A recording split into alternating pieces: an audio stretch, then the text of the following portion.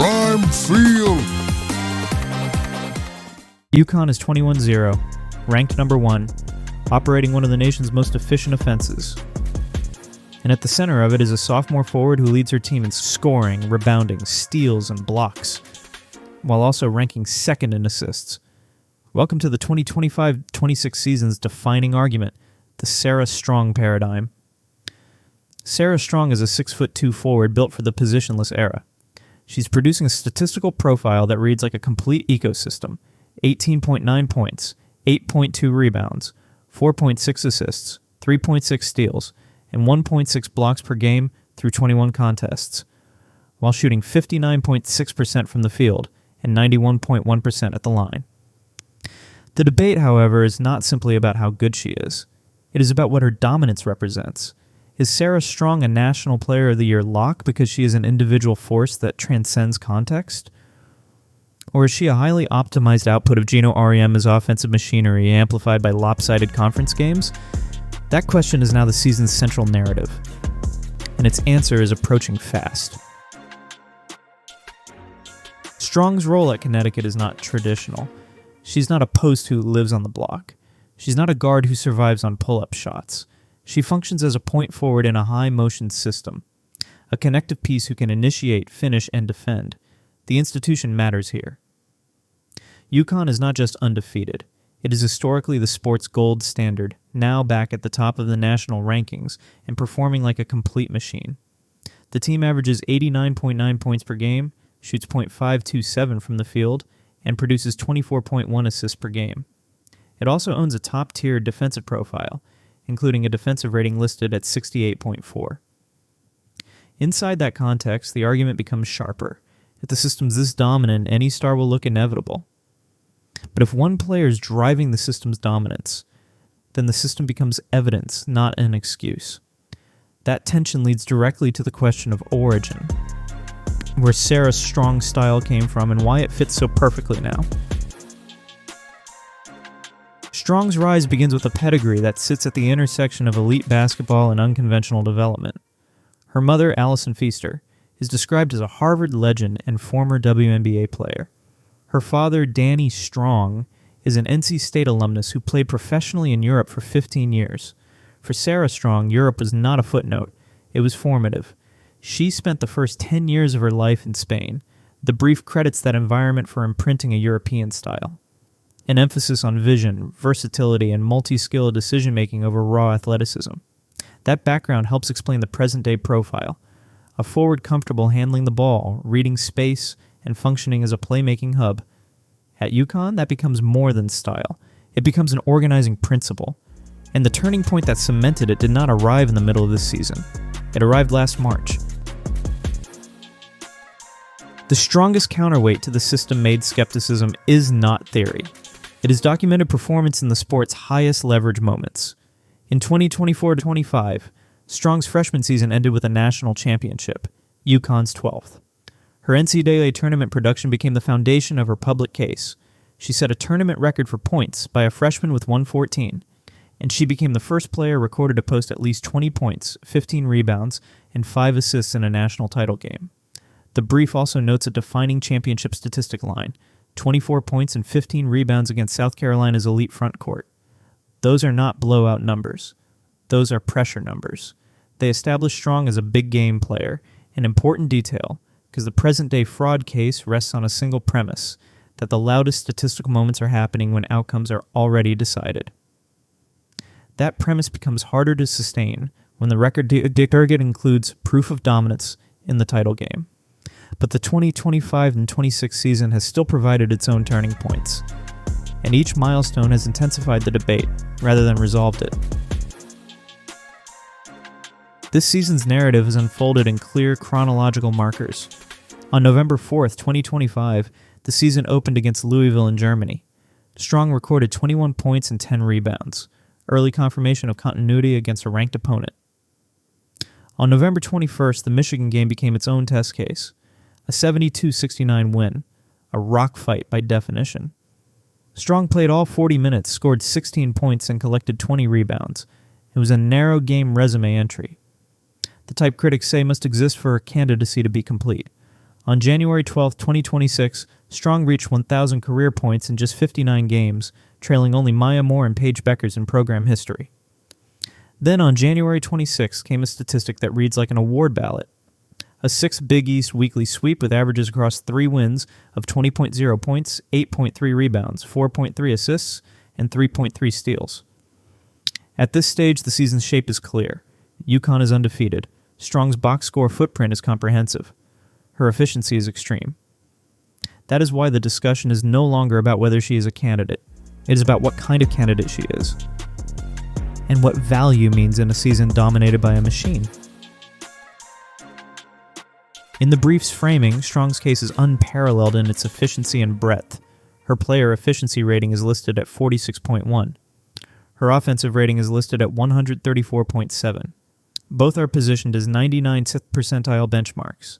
At the team level, UConn's system reinforces the image of inevitability, elite scoring volume, elite shooting accuracy, and elite distribution.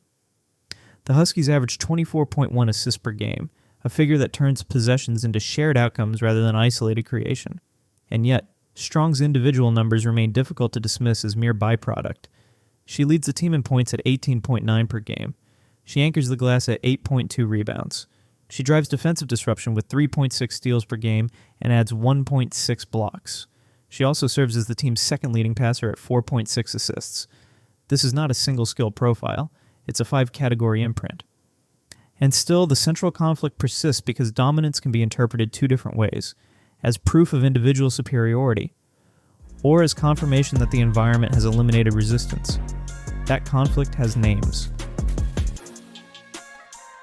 The fraud case is built on structural observations, not a denial of talent. UConn's conference margins are described as extreme. The brief cites an average conference win margin of 45.8 points. Strong's biggest numbers often appear in games decided early, producing the criticism that output is inflated by game state. The offense is also assist-heavy, averaging 24.1 assists per contest. Critics argue this environment reduces the need for a star to manufacture difficult shots against a set defense. There's also the idea of low volume requirement, reinforced by REM's remark that Strong does not need a lot of shots to get her points. And there's the recurring question about the Big East's strength, including references to opponent SRS ratings below Mentorship minus 0.5. The real case responds with evidence rooted in impact. Strong's defensive versatility is documented in her steals and blocks, a profile suggesting she can disrupt on the perimeter and protect space near the rim. The brief also cites a defensive rating for her at 54.8, listed first nationally, framing defense as a primary driver of why games never reach the late drama critics demand. The real case also points directly to high-stakes moments. The Michigan win, the national title game record, the documented championship production. The implication is precise. If Strong can dominate in games that are close, and if her defense is a major reason games do not stay close, then blowouts become a symptom of her impact, not an inflation device. But the season's argument is not confined to UConn. The debate is being shaped by comparisons and by the presence of peers with distinctly different cases. This NPOY race is not a vacuum. It is a contest between archetypes. Lauren Betts at UCLA offers the traditional interior model, a 6'7" center with a profile that includes 14.4 points, 7.8 rebounds, and 2.9 blocks per game, while shooting 64.8% from the field. Hannah Hidalgo at Notre Dame offers the opposite, a high-load perimeter engine listed at 23.8 points per game with 5.0 rebounds, 3.6 assists, and 3.7 steals. Strong's case sits between them, and then expands beyond them. She provides scoring without high shot volume, elite efficiency, and multi-positional defensive disruption. She's framed as the system master point forward, an identity that invites the question of credit. Online discussion fuels that tension. The brief describes analyst and fan arguments on platforms like Reddit and YouTube, including the claim that Betts would post even greater efficiency with UConn's guards, and the counter-argument that Strong's lower scoring nights, such as 11 points against Loyola Chicago, signal passivity rather than control. At UConn, however, the system is not just a framework. It is also a relationship between a coach and a player whose style can be misread. One subplot in the brief is not tactical, it is psychological. Gino Auriemma is described as Strong's primary mentor and sometimes harshest critic. The brief notes an unusual dynamic. Because Strong makes difficult plays look effortless, she can be labeled lackadaisical. Auriemma's reported response is strategic. He will question her effort, or call decisions dumb, not as a public dismissal, but as a trigger.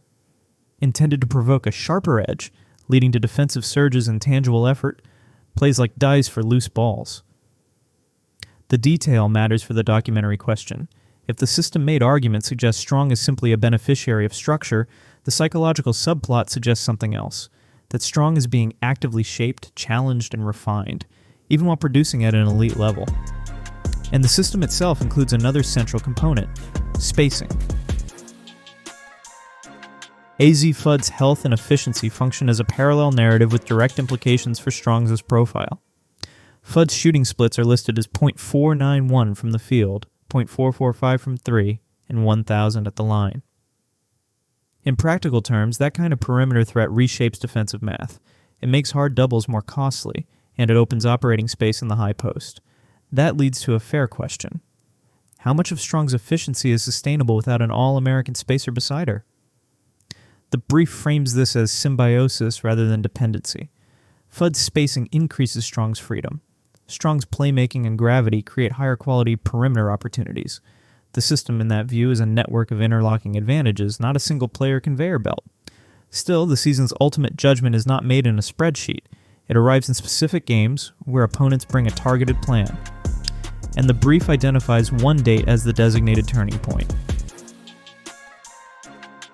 The scheduled climax is February 1st, 2026, at People's Bank Arena in Hartford, UConn versus Tennessee. The matchup carries two layers of consequence. First, it is positioned as a test of style. Tennessee, led by first-year coach Kim Caldwell, is described as a program trying to re-establish dominance through pressure and rebounding. The Lady Vols are credited with prioritizing a +10 rebounding margin and high pressure to defense, as in the brief list of team rebounding comparison. UConn at 37.5 rebounds per game, Tennessee at 46.0. Second, it is positioned as a test of context. Strong's critics want a one-possession, late fourth rock fight. Tennessee is framed as the opponent most likely to produce it, using the depth described as a platoon system to send fresh defensive waves and challenge Strong's ability to stay efficient while facilitating. This is where the debate becomes measurable. If Strong is outworked on the glass, skepticism gains material. If she maintains control under pressure, while surviving physicality and depth, the system product argument loses its final safe harbor. The brief even provides the historical frame. UConn leads the series 17-10, and Tennessee won the 2025 meeting 80-76, creating an immediate context for a response game. By design, this matchup becomes less about rivalry branding and more about evidence. It is the closest thing to a single-game referendum the regular season can offer, and beyond it sits the larger question. What this season means for Strong's place in the sport's evolution? The Sarah Strong discussion is ultimately larger than an award. The brief frames her as a proof of concept for the positionless era, a forward with point guard vision, the ability to initiate transition, defend across positions, and maintain elite efficiency, including over 90% at the free throw line. That profile carries immediate stakes. For UConn, it aligns with the pursuit of a 13th national title and a restoration of the program's modern supremacy. For Strong, it shapes professional projection, described in the brief as a presumptive number 1 overall pick in the 2026 or 2027 WNBA draft window, based on a skill set considered tailor-made for the pro game. But the long-term impact is described as cultural. The Strong effect is framed as a recruiting and archetype shift, away from traditional post-specialization and toward versatile, high-IQ athletes who can guard multiple positions, stretch the floor, and function as decision-makers. That is why the season's central question does not end with a vote. If Sarah Strong's dominance is interpreted as system-made, it reinforces the power of structure and environment in modern basketball. If it is interpreted as individual transcendence, it validates the rise of a new prototype, one capable of turning a refined system into an instrument of personal impact. Either way, the documentary conclusion is clear. The 2025-26 season is not simply tracking a candidate for National Player of the Year. It is documenting a turning point in how women's basketball defines value, and what the next era will look like when the point forward is no longer an exception but a template. Prime Field!